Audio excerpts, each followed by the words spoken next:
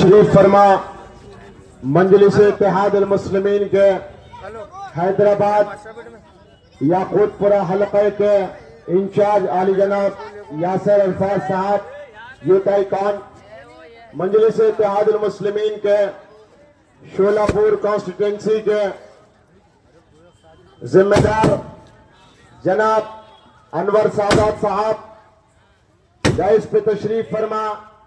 मजलिस इत्तेहाद मुस्लिमीन के साबिका कारपोरेटर जनाब वजाहत अली खान साहब, यहाँ के जिम्मेदार दोस्तों, साथियों, पर्दे में बैठ के सुनने वाली मेरी इज्जतदार माँ और बहनों, अस्सलामु अलैकुम व रहमतुल्लाहि व बरकातुहू। आज आपके दरमियान में मुझको बोलने का मौका मिला और यकीनन शोलापुर की आवाम के अंदर मैं वो बेचैनी देख रहा हूं जिसका 5 वर्षों से इंतजार था, और एक मलाल, एक अफसोस भी था कि साबिका में जिस उम्मीदवार को मजलिस ने उतारा आपके दरमियान में, वो चंद हजार वोटों से शिकस्त खा गया। लेकिन शोलापुर के अंदर नौजवानों का जज्बा, नौजवानों का जोश पहले से ज्यादा बढ़ गया, और 2024 के अंदर यकीनन यहाँ की आवाम ने यह ठान लिया है, इंशाअल्लाह मजलिस इत्तेहाद मुस्लिमीन के उम्मीदवार को एक शानदार कामयाबी से यहाँ पर सरफराज किया जाएगा। आज आपके और हमारे दरमियान में जिस शख्सियत को आप ये पीले शर्ट के अंदर देख रहे हैं, यकीनन ये शख्सियत कोई तारुफ की मोहताज नहीं है। आपका काम, आपकी पहचान रहा है, और आपको सदर मजलिस बैरिस्टर सदरुद्दीन अवैसी साहब ने जो जिम्मेदारियां दी थी, यकीनन आपने जहां भी जिम्मेदारी ली वहां की आवाम ने साथ देते हुए, हमारे खांधों से खांधा मिलाते हुए, कदम से कदम मिलाते हुए उस जिम्मेदारी को कामयाबी की शक्ल दी और मजलिस को विधानसभा के अंदर कई जगहों पर भेजा। आज शोलापुर के अंदर यकीनन यासिर अल्फाज साहब आए हैं, तो आपके दरमियान में वो तारीख को बताने आए हैं जो मजलिस इत्तेहाद मुस्लिमीन की है, और यकीनन वो तारीख ये है कि इस जमात की पहचान अगर रही है तो खिदमतों की बुनियाद पर रही है, और ये जमात आपके दरमियान में खड़कर अगर आपके दौर पर आकर आपसे वोट की अपील करेगी तो अल्लाह को हाजिर नाजिर रखते हुए तुम ये बात का ऐलान कर देना, यकीनन हम जिस जमात को वोट दे रहे हैं ये सिर्फ मुसलमानों की जमात नहीं है, ये सिर्फ किसी एक तबके की जमात नहीं है, बल्कि हिंदुस्तान के अंदर एक वाहिद सेकुलर जमात का नाम मजलिस इत्तेहाद मुस्लिमीन है, और हम उसको वोट दे रहे हैं। आपका 20 तारीख के दिन ये अहम फरीदा है, और आप अपनी जिम्मेदारियों को खुदा के लिए 15 दिन के लिए टाल दीजिए, 15 दिन के लिए रोक दीजिए,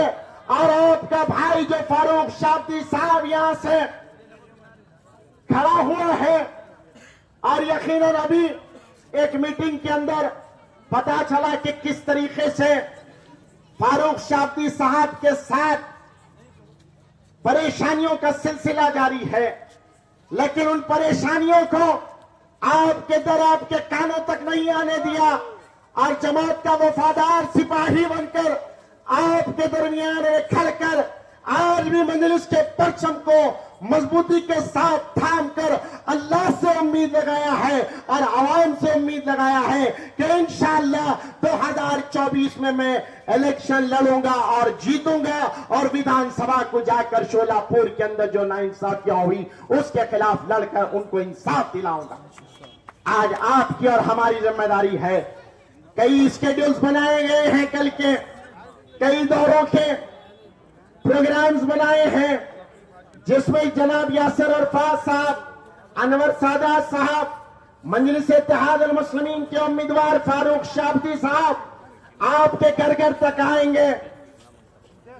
और आपसे वोट मांगेंगे। तो आपकी जिम्मेदारी है कि कैसे हम भारी अक्सरियत से अपने उम्मीदवार को कामयाब कर सकते हैं। आज यकीनन دشمن لگا ہوا ہے کہ مجلس اتحاد المسلمین کیا کر سکتی ہے. دشمن دیکھ رہا ہے کہ جماعت کیا کر سکتی ہے. آج اس جماعت کو مٹانے کے لیے آپ لوگ جانتے ہیں کہ کبھی صدر مجلس بیرسٹر اسدالدین اویسی صاحب کے اوپر حملہ ہو جاتا ہے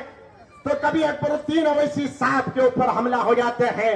لیکن اللہ نے ان حملوں کے بعد ایک ایسی طاقت قدموں میں عطا کر دی, ایک ایسی جسم میں جان پیدا کر دی کہ ہندوستان کے کونے کونے میں جا کر مظلوموں کے حق کے لیے لڑنے میں اور تیزی جماعت نے پیدا کر دی. آج کے ہمارا اور آپ کا فرض نہیں ہے. آج دیکھو ہندوستان کے اندر کس طریقے سے حالات ہے.